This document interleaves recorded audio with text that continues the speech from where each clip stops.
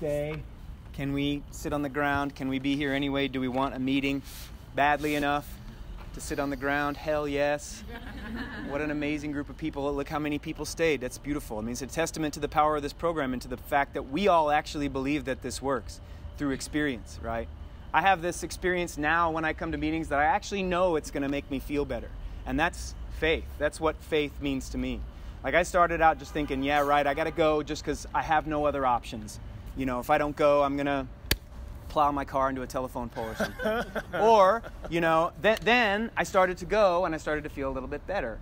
And then I started hearing about sharing, started hearing about getting a sponsor, started hearing about working the steps. And as I started doing that, I started to kind of believe that if I go to meetings, get a sponsor, work the steps, I'll feel better. I can piece together periods of time in my life, in my week, where I am actually open to the possibility that everything is okay. And then I start to actually trust that that's going to happen. And trust eventually over time, and I've been in this program for about 7 years and change now, that trust has evolved into what I would call faith. Because I actually know to the bottom of myself that if I come here, if I call my sponsor, if I do the step work, if I stay connected, actively connected, if I take the action of connecting to this program and this community, that I actually will be open to the possibility that everything's okay, that I'm going to be okay no matter what happens, and that I can learn how to take care of myself, and that I'm all right. And that's a spiritual awakening. I wanted to share today's reading from Courage to Change. During my years in Alanon, I have done lots of thinking about the first step. Lately, I have done lots of feeling about it too. The feeling work can be described mostly in one word: grief. Recalling a friend's rapid progression through alcoholism from reasonable health and apparent happiness to cirrhosis and death, I feel grief. I don't necessarily hate this disease today, but I do feel fiercely its crippling, powerful presence in my life. I have memories of the damage done to my family, my friends, and myself. I grieve for the loss of love and life that alcoholism has caused. I grieve for the lost years I have spent jumping through the hoops of this disease. I admit that I am powerless over alcohol and that my life has been utterly unmanageable whenever I have grappled with it. Today's reminder: I have suffered many losses as the result of alcoholism. Part of admitting the effects of this disease in my life is admitting my grief. By facing alcoholism's impact on my life, I begin to move out of its grip and into a life of great promise and hope. It says it's not easy to admit defeat and give in to that powerful foe, alcoholism, yet this surrender is absolutely necessary if we are ever to have sane, happy lives again. That reading really nailed me this morning. You know, I have a sponsor and I sponsor guys in this program, and I have guys in different stages working through their steps, and one pattern that I keep seeing is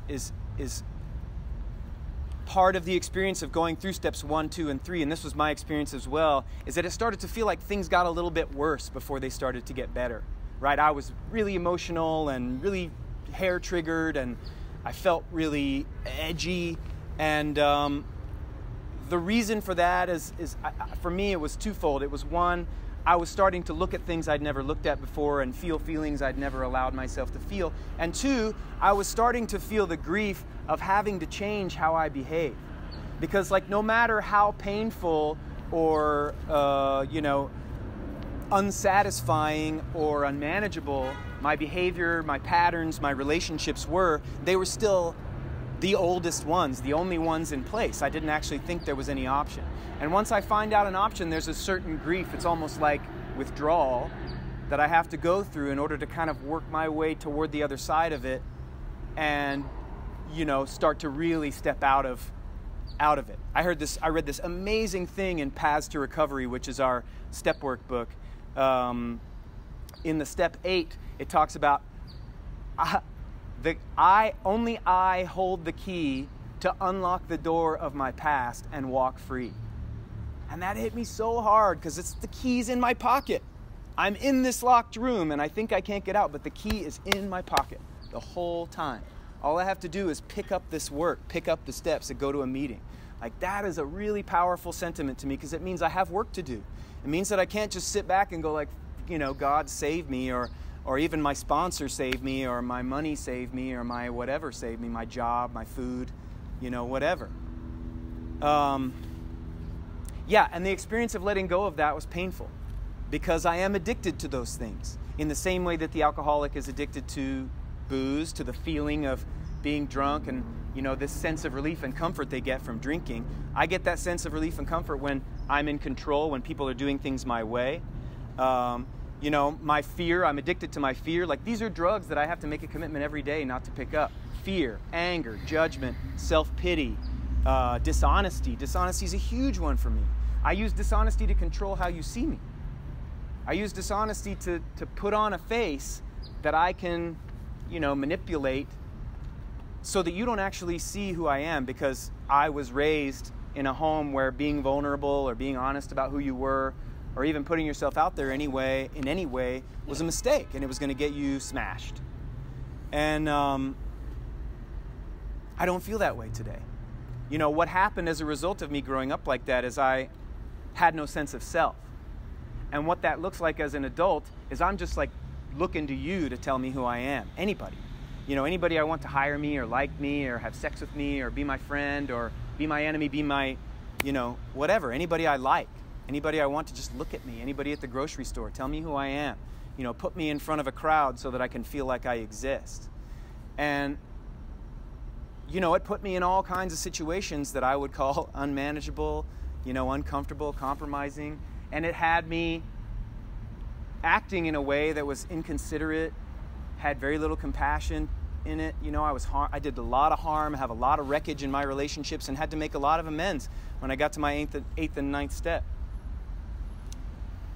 And the process of letting go of that is just that, a process. It takes a lot of time and a lot of practice because I don't want to. I don't want to let go of it, and I still do that every day. I wake up with the same engine screaming in my head, telling me, stay in bed, you're a piece of shit, you don't belong in the world, you're too sensitive for the world, it's too hard, you can't do it, don't even try. All that shit is there every morning. Just like it is for many of you, I'm sure, who are here in your first month, first 6 months, first year. The only difference, I heard somebody say in this program, the only difference between me and a newcomer is I just turn to the tools a little bit sooner. There's no difference. I wake up every day brand new, ready to turn my life over to whatever fear or rage or panic, or drama I can get myself into, And unchecked, if those dramas and problems, if I don't have a crisis to manage, I will manufacture one. I'll manufacture one in so many bizarre ways. I will, sow drama in my marriage. I will sow drama at my job. I will push deadlines to the last minute so that I can be a hero and swoop in at the last second and get it all done. And I'm like, oh God, you guys, I'm such a wreck, like the whole time that I'm doing it, because that drama makes me feel like I'm alive, right? And I'm addicted to that. In the same way that the cocaine addict is addicted to cocaine. In the same way that it's like crack. I get super high from that feeling. And I have to make a commitment to put that down every day in order to live in this place where everything's just okay.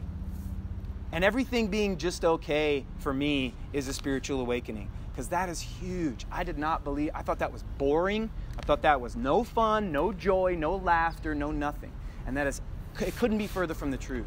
Since I found recovery, my marriage has deepened and enriched my life in a way I never thought possible. My relationships, my friendships, the people that I know, I tell them the truth about who I am. And that all started with my sponsor. He was the first person I ever was honest with about who I actually am and what I'm afraid of, what I want, what the hell I don't know what I want, what am I doing. He was the first person I was ever honest with about anything. And that was really good practice for me. So through him, I started to try to do it in my marriage. And then I started to try to do it in my other relationships. And again, it's just like who I am has started to reveal itself to me. And that is what I have gained more than almost anything from this program, is a sense of self that I created from my relationship with a higher power, with something that's bigger than me. It's not me, loves me more than I love myself, and it's there for me when I need it. And nobody can take that away. And again, I've said this many times, and it doesn't mean I don't wake up ready to give it away to the first person who comes along, but I remember that that's unmanageable. I have the tools now to pause and go like, whoa, whoa, whoa, whoa, easy.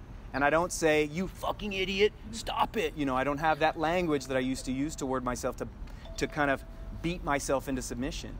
I slow down, I quick pause, say, hey man, maybe this isn't the best course of action. Maybe try telling the truth. And that for me is a spiritual awakening. Thanks for letting me share.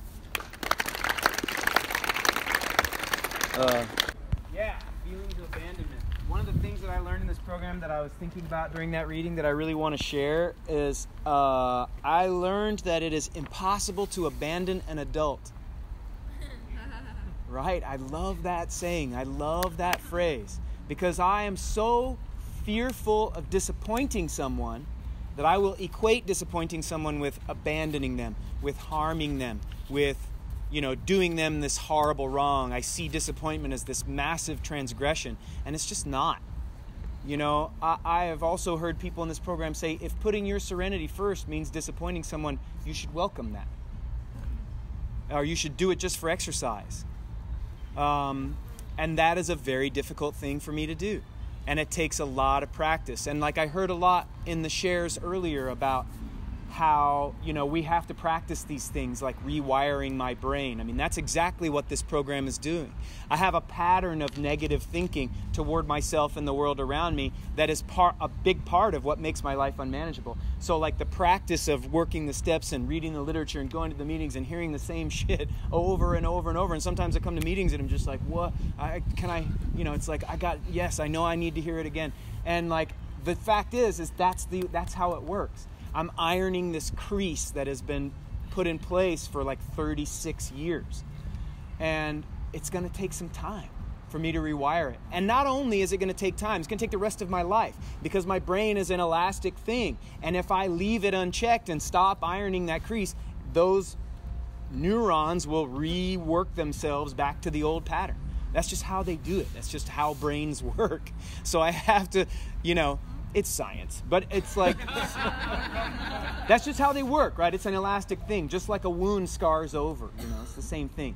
So I have to just continually like iron on that, which means that every day I have to do this work. I have to take the time. I have to take the time in the morning to take care of myself. I have to take the time in the morning to like close my eyes or read a book or, just listen to my breath for 5 minutes or pick up the phone and call my sponsor, call a fellow, go to a meeting. Like those little things, just like so many people were saying, over and over again. I love hearing it over and over again because that's the only way that I'm going to learn. That's the only way that I'm going to like accept it as like part of the truth of my experience. And experience too is a big thing for me. I have 1 minute or is that it? 30 seconds. Experience.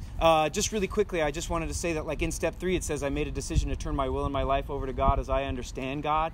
For me, I don't believe that it's possible to understand God, but I can experience God. So sometimes I will replace the word understand with experience if I'm struggling with that step each day. So I look for experiences of what I call God in my life, and I am comfortable using the term God even though, I'm not a Christian. But like I look for it in people. I look for it in smiles. I try to make eye contact. I try to be nice to people. I look for puppies. I look for opportunities to do nice things for people or opportunities to say thank you when somebody does something nice for me.